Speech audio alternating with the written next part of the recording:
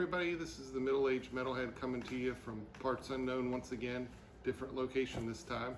I finally got my 30th anniversary Black Album Super Nerd Deluxe Edition special for middle-aged nerds. So I'm going to do an unboxing on it and just tell you guys some stories from that time and stuff that was going on when back in the summer of 1991. So I was a junior, almost a junior in high school. So I was 16, just turned 16.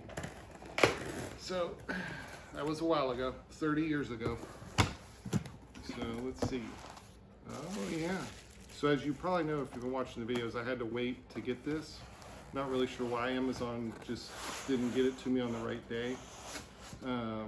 So it's almost 2 weeks overdue, but that's okay. Finally got it. So here it is. I'm sure a lot of you that have gotten it have already seen it. But it's got 14 CDs. So yeah, here it is. It's super, super huge. It's just got a little thing with the album on the front. And then on the back, it's got the Don't Tread on Me snake, which is cool. I don't know if you can really even see it because it's all none more black like Spinal Tap. Let's see, I got number 7,687 out of 52,000. So there's only 52,000 of these, I guess. If you hear somebody talking, that's my girlfriend Anna. She's filming. So, so here is the main thing, the Black Album. I never had this on vinyl. I mean, I did later on, but not when it came out. I didn't because vinyl was kind of hard to find back then. But so I remember the day that this came out. Enter Sandman had come out just the week before on MTV. It was like a big, huge deal. And I just remember thinking, wow, this sounds totally different. And James is actually singing instead of screaming. And is he in the photo? It's fine, people love cats. Come on, buddy. Hey, there's nothing there.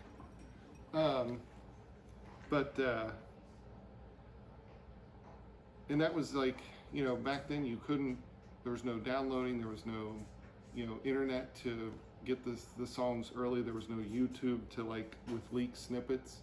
It was basically, if you were lucky, you had the song titles that you maybe knew some of them. Most of them, it was a big surprise, which was a lot of the fun back then, which I feel bad for kids today because they don't, that excitement's all gone. So that was, but it came out, yeah, August 12th. So I think I said earlier I was 16.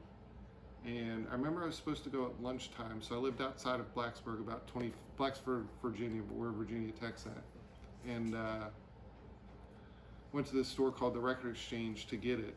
And I remember we were supposed to go at lunchtime because my mom was going to drive me down there because they didn't have a car yet. And nobody else really liked Metallica except me, so nobody was going to go down there and get it with me. And so I had to wait on her.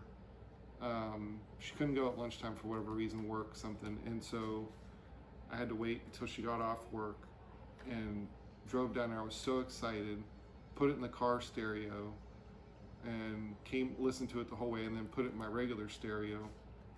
And I just remember, like, I don't think I got to the Unforgiven until we got home. I don't remember why, but I just remember I was thinking, holy crap, James is like singing, you know, like not just like, you know, Fade to Black or One type singing. It was a whole new leaps and bounds type stuff. But I don't remember being turned off by anything either. It was just like a natural progression, which was cool. It wasn't some, you know, complete 180 turn or anything where you're like, oh, this is too much. I think anybody that really complains about that at the time, they just, I don't know, it was never even an issue for me. I mean, I know it's still hotly debated today, but I was like, yeah, this makes sense. But anyway, yeah, I just remember that day still. It was a cool day. Let's see what else. So, oh, the Sad But True picture disc. I think I have this at home. I've got a bunch of picture discs from back then. because you could get a lot of imports and stuff at different like mom and pop record stores. Like they had a lot of the European singles, which were just as exciting to get the imports as it was to get an album, because you never knew what the B-sides were going to be. Yeah, like on this one they have the Nothing Else Matters Elevator version, which was just James guitar and like the orchestra. It's actually my favorite version. And then Creeping Death Live, and then the Sad But True demos.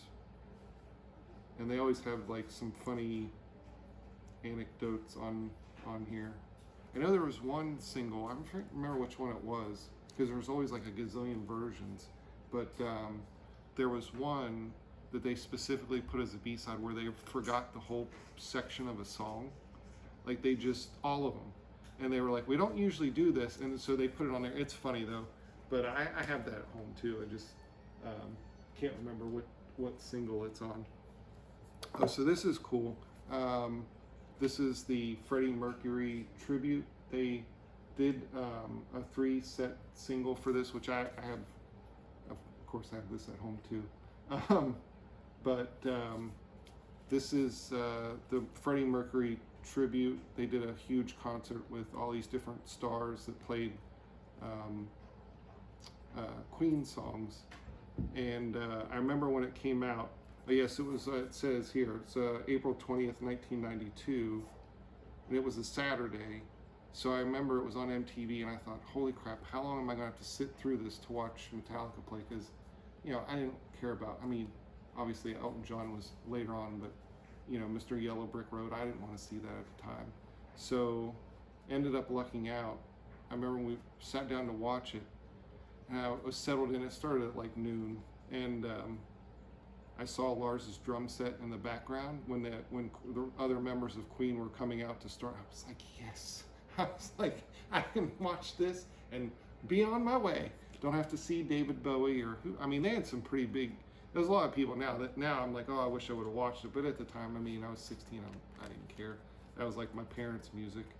But the other cool thing about this is James actually drew this, which, I mean, I think those are probably his actual fingerprints and stuff. But he became the scary guy, and they use this as a backdrop for when they continued the tour, like the next year. And then they also used it in '94 after the live album came out. I have this on a shirt someplace. I wish they'd make this in like, hey, you need to make this in like a gray or a blue or something there, because I would definitely get that shirt over again. I have it in black someplace, but I don't know, it's probably at my mom's or something. So this to me is the big crowning jewel of this box set.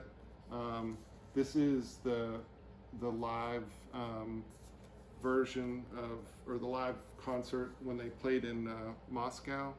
So basically, this was what I actually heard this week is that the government, this is when the wall came down and all of that, and communism was over, and so the government was like, hey, we need to give these kids something to do. So they basically put this concert on. So it was AC/DC was headlining, Metallica, Pantera, Black Crowes, I think I'm for somebody else, maybe Queensryche, but they had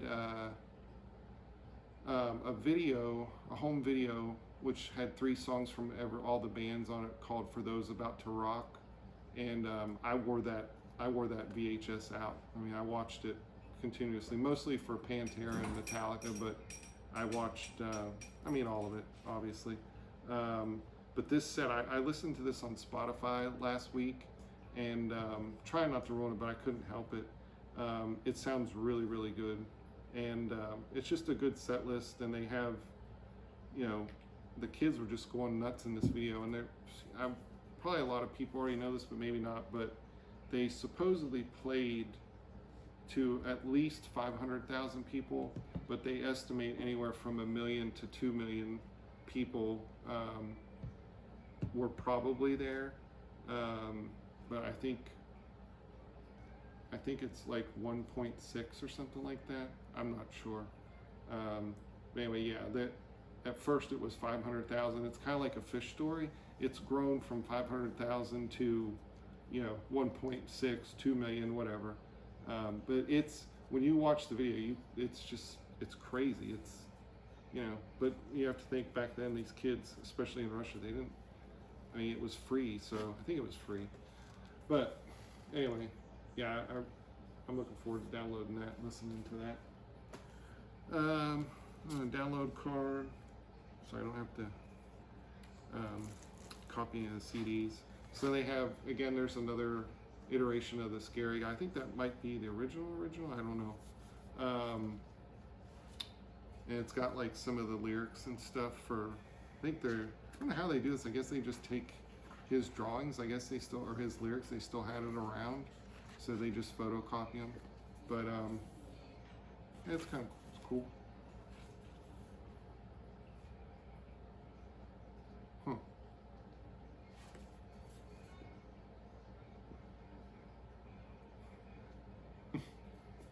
Yeah, that's neat. I like that. And here they got, this is kind of the collectible stuff. They have like a ripped magazine cover from back then. I actually had this magazine until a couple years ago. I tried to sell them on eBay, they didn't, so I just threw them out. I just didn't have anywhere else to put them. Actually, you know what, I bet I still have this one. I think there was a few of them I kept because they meant something still.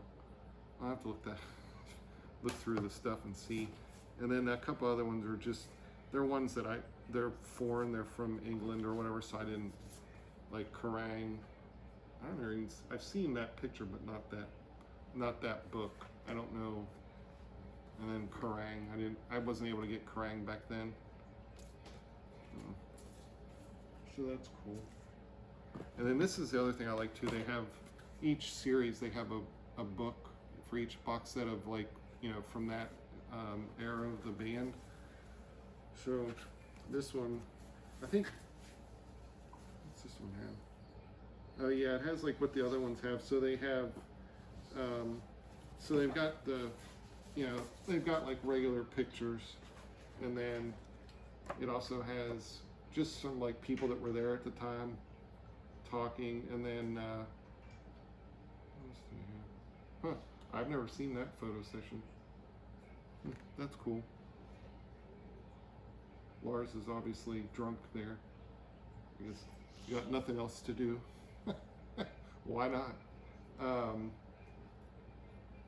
Oh yeah, see, and they have like how they do all the put the CD stuff together. That's cool, because back then it wasn't digital. You had to like send it to each other, and I think they showed that in the home videos back then. It's so funny too, guys, looking at this, because like I remember when the album came out and stuff, it's like they had grown, like, I don't know how else to put it, like they had become men, like it's just they had matured, but they looked different. Like they looked like before it was like they were kids, like they were kind of like one of us, and it was like when the Black Album came out, they were adults, or they had matured, they were all in their late 20s, and they just looked I don't know, not old, but adults, like men. I don't know how else to put it. So that was weird. Yeah, and they have like, this is always like, they have like the press releases and stuff, like, which they did. So that's cool. Yeah, I'll sit and look through this a lot. Have fun with that. And then here's all so obviously they have the CD itself. And a lot of these I won't even pull out of the things, because I'll just listen to them on the download card, so I don't have to hurt them or anything. What I'm really looking forward to, where's that one? Oh yeah, well, here it is. The Day on the Green, just because that brings back good memories. I had tickets to see them in Pittsburgh in November, and this was on Columbus Day, and I remember watching Sad But True that night. Like they had a special about it. I still remember watching that. That was fun. Oh wow, these are like really They have like a slipcase inside. Huh, that's cool. Yeah, I want to listen to these. I don't know why it's not the whole concert. I did listen to some of this though, and like there sounded like there might have been some sound or like technical difficulty. Oh yeah, like even here it says on the first song, it says on Creeping Death, it says, note, someone didn't press record until halfway through the song. Original, yeah. So like that's the kind of funny stuff that's in there. There's that. I'm gonna get these all mixed up, but it's alright. Oh. So yeah, this will be, oh, so this is live in Arco, or in Sacramento. Oh, at Arco Arena, so there you go. When I was 10. Yeah, when you were 10. Well, it's January 11th, 92. When I was 11. 11, ooh. But anyway, this was their standard, I think, what I was reading, yeah, so this was their standard set, song set from back then. And I saw them, I was up in the rafters the first time I saw them on this tour. I'd seen them for the And Justice for All tour in Roanoke. Me and a friend went, we were the second ones in line. We were only behind these people that had slept there the night before. And then this one, we were up really high. It was in Pittsburgh. And so I had to go with my mom because we had to drive. And then she can't navigate, there's no way she can navigate Pittsburgh. So my dad took us. And I just remember I never felt like I was uncool or anything. Like I was just like, I'm here. Like that kind of stuff didn't even, I mean, you know, what was 8th grade, I go to the concert by myself, with my friend, which I don't know if I'd even let my kids do that nowadays.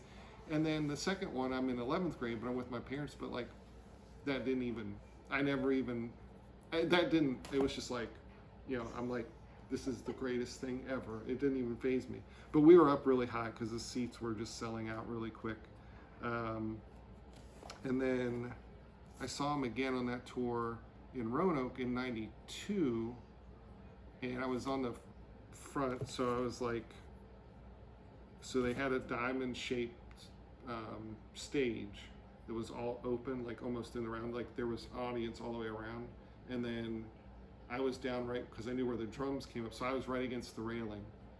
And so they played 2 songs, and Lars went through one stick this way, and then he threw one stick right to me. Like I was like, you know, so I caught it, and I got so excited that I reached out, and I was like freaking out. Like I was, you know, just like, ah, and I reached out and high-fived the security guard, and he was like reluctant at first. He was like, oh, you could see. And then, interesting enough, at the end, whenever Lars usually throws out like his 20 sticks or whatever, I actually caught another one in my other hand, but somebody else grabbed it as soon as I did, and like I was like, I already got one. So I think if I actually in this was funny too, in the And Justice for All tour, the Damaged Justice tour, when I had seen him in 8th grade, I saw a guy literally had the stick in like this, like wrapped around him like this, and these dudes, they were fighting him for it. They had picked him up and were just like dropping him on the concrete, and he wasn't letting go. I mean, it was like crazy. It was, I mean, I don't know the backstory, but they were just like, they just kept picking him up and just like slamming him, trying to get him to let it go. I left. I don't know what happened there, but anyway, this will bring back good memories. I mean, it's a lot like the live shit binge and purge live album that came out, but still, it's slightly different, and it'd be cool to hear.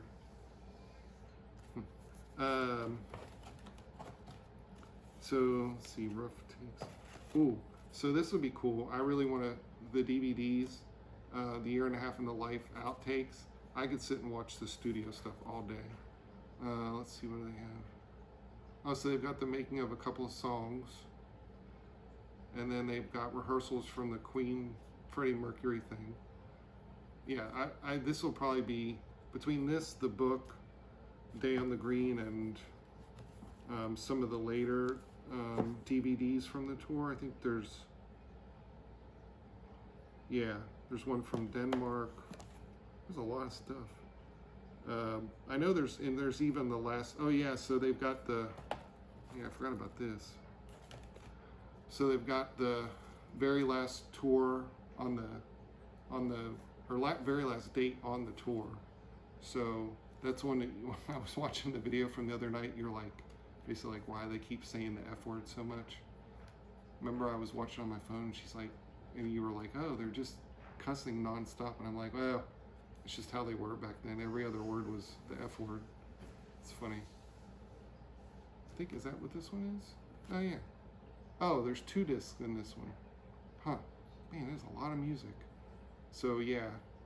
Oh, the second one. Ooh, more like home video type stuff. Ooh, I'm excited. This is gonna be exciting. All right, I'm dorking out, I know. Is there anything else? Yeah, the riffs and demos, I mean, I can listen to those once or twice. It's not really, I've kind of gotten over those things. The best one was the Wherever I May Roam one, where James is going "Wana na na na" in the lyrics instead of, because he doesn't have the lyrics written yet. But yeah, it's like not really, it's the one thing I'm kind of over those, but I'll listen to them once or twice. This has like the rehearsals, pre-production rehearsals. It's got all 12, that'd be cool, because they're probably, I would assume they're played live, like all in the room together, so, anyway, so that's cool. Well, I don't know, do you have any questions about how awesome it was to be 16 in 1991, be in high school? All right, I guess that's really it. I don't know, I think I covered everything. Oh, wait a minute, I think there's some like collector stuff, which again, this is just like I actually have a pick. I don't remember how I got the pick from the tour, but I have one. I think the Met Club, I'm not sure. They just have some sample passes, like their all access passes of how they used to be. Oh, the Guns N' Roses tour. Stupid Guns N' Roses. Well, hey, I mean, I like Guns N' Roses, but they were douchebags back then. I mean, I'm just being honest. I guess that's it. I don't know what else there is to say. Anyway, thanks. I know I was talking about this a lot, and I don't know how exciting it's been, but I've had fun looking at it. So, anyway, well, I don't have anything else that's coming up, I guess, I can think of that I was going to review or talk about. But kind of another retro review like the Ozzy Osbourne one I did yesterday. So anyway, talk to you guys later. Stay metal. Bye.